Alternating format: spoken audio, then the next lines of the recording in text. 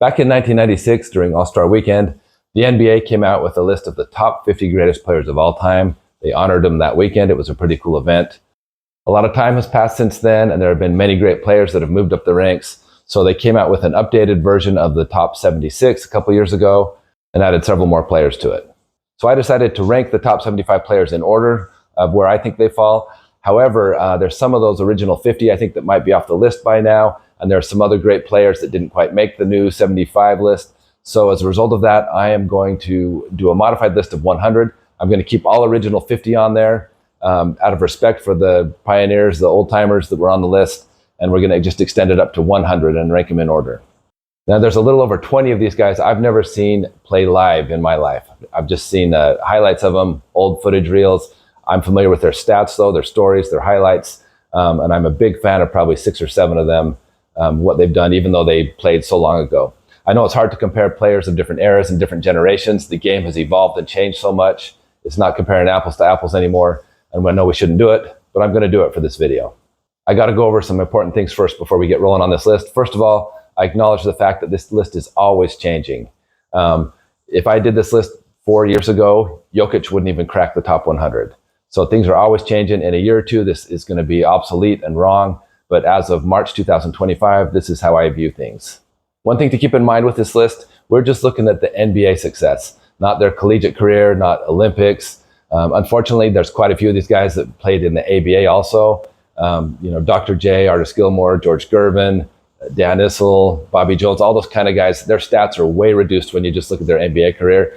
That's unfortunate, but I'm just going to try and keep it that way with their NBA. Now, I know that's not very fair since some of these guys were in their prime in the ABA, but just to be consistent, we're just looking at the NBA career. Also, I acknowledge whenever people make lists like this, there's going to be some bias. We all have our favorite players. I've tried really hard to be objective, not to just bump up some of my favorite players, looking at the data, the criteria, and it's been hard as I've had to raise certain players that I really didn't care for, I don't like to root for, above players that I really loved. So I'm trying to be objective with this. In fact, at the end of this video, I'm going to contrast my top 100 list versus my top 100 favorite players, and you can see there's a big discrepancy between them there.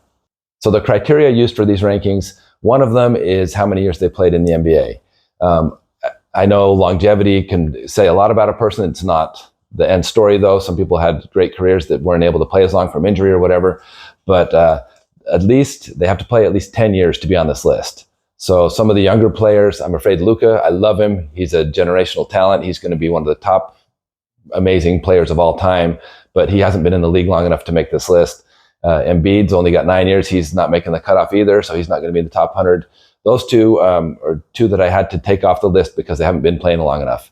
If you recall back in 96 when they came out with the original 50 list, they included Shaq on there. He had only been playing 4 years at the time, and that was absolutely wrong to do that. I love Shaq. He totally deserves it now, but they gave that to him. It was way too premature. So I'm keeping this list 10 years or more in the NBA. That's one of the requirements.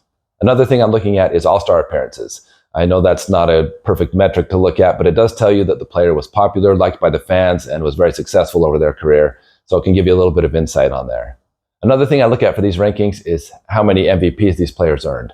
Now, I know sometimes there's people that are snubbed. There might be some questionable MVP qualifiers at the end of the year. People get voter fatigue or there's politics or whatever. So to get around that, one thing I've done is I've made another category of top 5 MVP candidates. So every year that they were in the top 5 MVP, they get a point for that. And so that's kind of telling also to see how competitive they were over the course of their career. I'm also looking at information with the top 5 stats of points, blocks, rebounds, assists, and steals. I've taken those categories and I have the top 50 all time in each one of them. And each time a player qualifies in one of those, I'll put a check by their name in a box, and you can see how well-rounded they were, how effective they were in those different categories over their career. And then obviously, we need to acknowledge how successful they were at winning over their career, or how many rings they have. Rings can be very insightful, but at the same time, I just want to point out there's 9 players in the NBA who have more rings than Michael Jordan.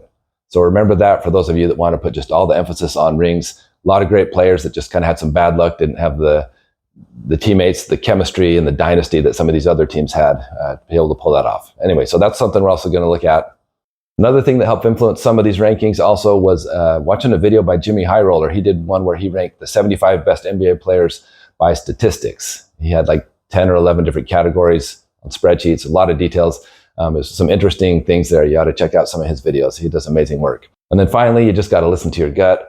Even when you have spreadsheets and analytics and metrics and things like that, there comes a time when you just got to go with your gut on some of these rankings. So we've been talking long enough. Let's dive into it. Here we go. Okay, number one is, surprise, surprise, Michael Jordan. Some of the things that makes Jordan so great, points per game, he's leading the NBA, tied with Wilt at 30.1. In the playoffs, he's leading the NBA at 33.4 points per game. You got 6 rings, 6 finals MVPs, just game changer, raised the bar for everyone. I don't think many people are going to dispute him at number one. At number two, we've got LeBron James. Now, I know LeBron has plenty of haters, but you got to be realistic, open your eyes. Even if you don't like the guy, you got to acknowledge his greatness. Not only is he the all-time scoring leader in the NBA, but just this week, when you include playoff and regular season points, he just passed 50,000 points. I think he's one of the most complete players, can play any position, great intelligence. And the fact that he's playing the way he is at this age is just ridiculous. Number three is Kareem Abdul-Jabbar. He had an incredible career, 6 MVPs, 6 rings. But when you look at how many times he was in the top 5 voting for MVP, 15 years. That passes everyone. So he was playing at a high level for a very long time. Great player. I don't think anyone's going to argue against that. Number 4, I've got Wilt Chamberlain. Now, I'm always going back and forth between him and Bill Russell, which one is better. I got to go with the offense. When you look at a guy that has had so many 40-plus point games, he scored 100 points in a game, just an amazing athlete, lots of records, just so dominant as an offensive player. So I got to give that one to Wilt at number 4. At 5, Bill Russell. When you talk about dominant players, defense, definitely one of the greatest. And then everyone knows him for having 11 rings with that Celtics dynasty. I appreciate that. I have no problem with Bill Russell. I'm a huge fan. But I do think that the competition back during that era was not what it is today. And they had just such a stacked team that I think it gets a little bit too much credit for that. But huge fan of Bill Russell. Amazing person, amazing ball player. Number 6, I've got Magic Johnson. Here's a true trailblazer when it comes to a big man that can handle the ball, play in multiple positions. He's got the charisma. He's the quarterback of Showtime. Just an amazing player. 5 rings, 3 MVPs. He did so much to elevate the game, along with number 7, which is Larry Bird. Bird was just so cutthroat, so competitive, such a brutal trash talker, and he backed it up. The guy didn't look like he could play, but just I'm always blown away when I'm hearing stories about what he did and seeing the highlights and all the games I watched him play in. He was just a true competitor, one of the greatest.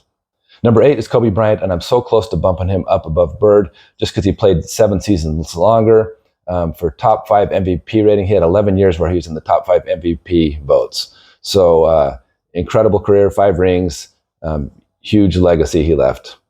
Number 9, Tim Duncan, the big fundamental. This is a player that's pretty boring, no flash, but just so solid. Offense, defense, no weak spots in his game, just dominant. A lot of people are not a fan of watching Tim Duncan highlights of shooting mid-range bank shots, but the guy was solid. I loved his demeanor on and off the court. It wasn't a loudmouth, but he got the job done. Number 10, I'm always going back and forth between this player and the one after him, but I got to go with Shaq. Shaquille O'Neal was just so dominant as a physical force. We've never seen anything like that. I know Wilt Chamberlain was kind of an anomaly for how big and strong and athletic he was, but Shaq would just ragdoll his opponents. No one could stop him. He was just the most powerful, dominant center, and it's just a beautiful thing to watch. He's got 4 rings. Number 11 is Hakeem Olajuwon. The Dream was just such a well-rounded player. Olajuwon was just so dominant. The Dream was great on offense, defense, both sides of the court. Didn't have a weakness to his game. Just a great player for so many years. So he's definitely one of the greatest centers of all time. Number 12 is a current player, and that's Steph Curry. He has definitely changed the game. Sometimes I'm not happy about how it's changed, seeing these guys shoot these half-court shots all the time, but it's amazing what he's done. He's definitely the greatest shooter of all time. For someone that doesn't have such an intimidating physique, only at 6'2", the fact that he can change games and score like that at will is just amazing. So lots of respect for him. Also, just a side note, I know Curry and a lot of these current players that are playing these days on this list, they're going to go up over the next year or two several spots, so don't freak out if they're not high enough for you. Number 13 is a player I don't think gets nearly enough credit, and that is Moses Malone. He played 19 years in the NBA, 3 MVPs, just an incredible athlete. Moses was a total workhorse. He just put his nose down and go to work every night. You see that with the points, rebounds, and blocks in his career. At number 14, I've got Kevin Durant, one of the greatest scorers of all time. The Slim Reaper, I don't have much more to say about him, but definitely worthy, and you'll see him keep moving up as his career continues. Number 15, one of the old school guys, Oscar Robertson. Big O was the original Mr. Triple-Double. Insane what he was able to do as a guard, how much he impacted the game back then. Got a lot of respect for him. He was in top 5 MVP rating 9 years out of his career. Number 16 is Karl Malone. The mailman played 19 seasons. Always a great example of someone in the offseason that would stay in great condition and come back in better shape every year. One of the greatest power forwards of all time. Number 17 is Jerry West. Played 14 seasons. He was an all-star every year in his career. Top 5 MVP voting for 8 seasons. And there's a reason he's the logo for the NBA. Great player, great competitor. Number 18 is David Robinson. I think a lot of people don't give the Admiral enough credit. Great player, offensive, defensive. He has some crazy stats, done some things that very few players have done in their career. Big fan of Robinson. At number 19, I've got Kevin Garnett. He played 21 seasons. The thing that really impresses me about Garnett, though, Garnett is one of 4 players in the NBA that are in the top 50 of 4 of those 5 major categories. Hakeem, Kareem, LeBron, and Garnett are the only that have 4 of those 5 of the top 50. So pretty impressive, well-rounded player. Number 20, one of my favorite players was Julius Erving. Again, he's getting the short stick. If he would have included his ABA years, he would have been a lot higher on this list. But love the Doctor. Dr. J was an absolute rock star and transformed the game. At 21, we have his hero, which was Elgin Baylor. Baylor, an incredible scorer, and he was a top 5 MVP candidate 7 years of his career. Number 22, we've got Charles Barkley. I love Charles. He played so much bigger than he really was. He played like a 6'10 guy, not like a 6'6 or 6'5, whatever he's at. Loved watching Charles Barkley in his prime. He also has the highest rated playoff game score of any player in the NBA. Number 23, we're going old school with Bob Pettit. This is a guy that played in the 50s and 60s, but he's still in the top 50 all time for points and rebounds. For 8 years of his career, he was in the top 5 MVP votes. He was also the first player to ever score 20,000 points in the league. If you're not familiar with Bob Pettit, look into it. You'll be impressed. Number 24 is John Havlicek. This is a player that has 8 rings, had a great run with Boston, hustle player, great scorer, rebounder, assist. I mean, he could do it all. So Havlicek's often an underrated player. Number 25 is John Stockton. Now, I know he never got an MVP or a ring, but he played 19 seasons and he missed 22 games over 19 years of playing basketball. He's the all-time steals and assist leaders, and not by a little. He was just a machine, tough as nails, incredible impact on the game. Huge fan of John Stockton. Number 26 is Isaiah Thomas, also one of the greatest guards. Loved his ball handling, his leadership with the bad boys. Great player.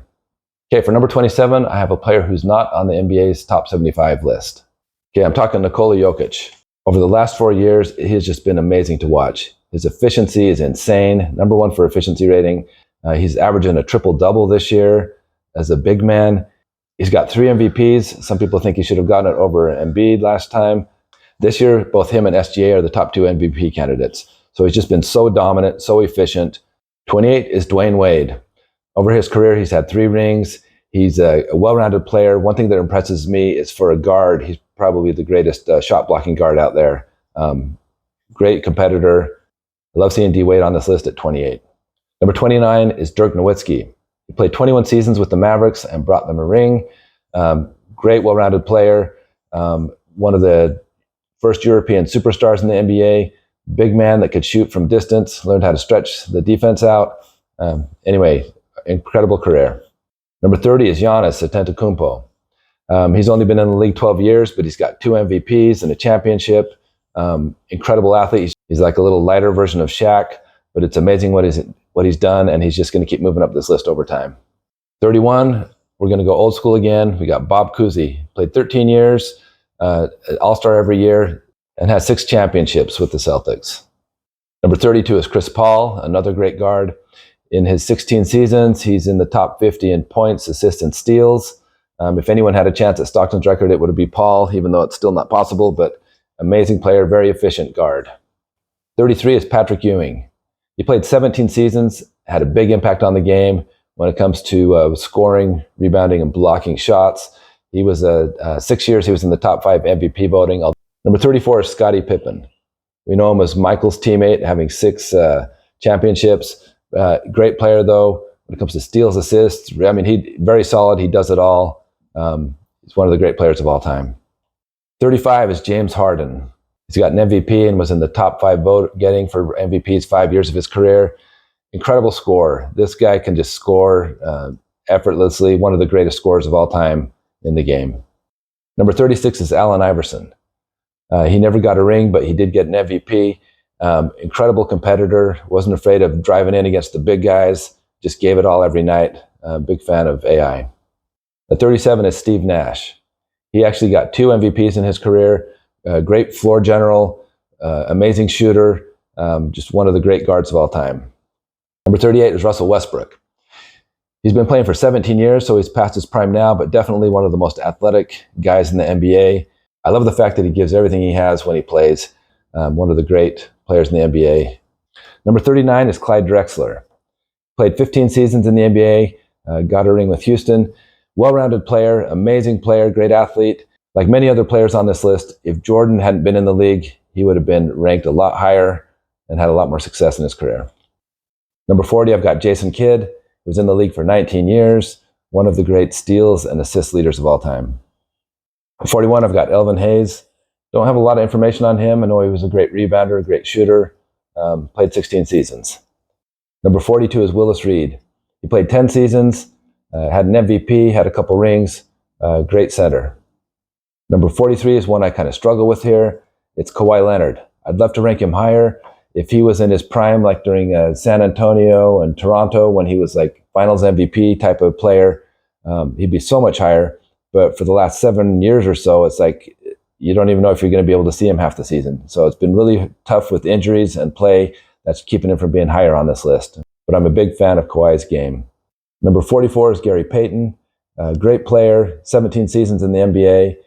Great defender, top leader in points, assists, and steals. Number 45 is Dave Cowens. A lot of people don't know much about him. He played 11 seasons in the NBA. He has 2 rings and crazy rebounder, just a great player. Number 46 was George Gervin. The Iceman was such a great scorer. In 4 years of his 13 in the NBA, he was in the top 5 vote getters for MVP voting. However, he never got a ring or even made it to the finals. Again, I wish we could add his ABA stats on here to bump him further up on the rankings. Number 47 was also a great scorer, Rick Barry. During his time in the NBA, he was a great competitor. At 48, we've got Wes Unseld, MVP, a ring, great rebounder. Number 49 is Dominique Wilkins. In his 15 years in the NBA, he never disappointed with excitement. That's why they call him the human highlight film. An incredible scorer. Some people criticize him for not having enough of a defensive presence, but he definitely impacted the game, especially when it comes to contest dunks in game. It's amazing what he contributed. And at number 50, Kevin McHale. Played 13 seasons, got 3 rings with the Celtics. Well-rounded player, great rebounder, defender, shot blocker, and he could score like crazy also. So just a great player in the NBA. So that's 50 players. We're only halfway through. This is taking too long, so next week we're going to do 51 through 100. But I would like to get some feedback from you. On these top 50, if you disagree with me or think some people are rated too high or too low, I'd love to hear why. Don't just call me an idiot or say I don't know anything about basketball in the comments, but please back it up with a little bit of data. Tell me why you think that is. I'd love to hear from any of you. Also, I'm going to show a list of my 25 favorite players versus the 25 highest ranked, just so you can see the difference there, and that I'm not just picking my favorite players for these, but I'm trying to be objective. Join me next week for players 51 through 100. Usually in the top 50 players, there's a lot of general consensus on there, not a lot of discrepancy who should be there. But on this 51 through 100, I think there's going to be a little bit more controversy, so you're going to want to catch that out, see what players we've added in that are not part of this group.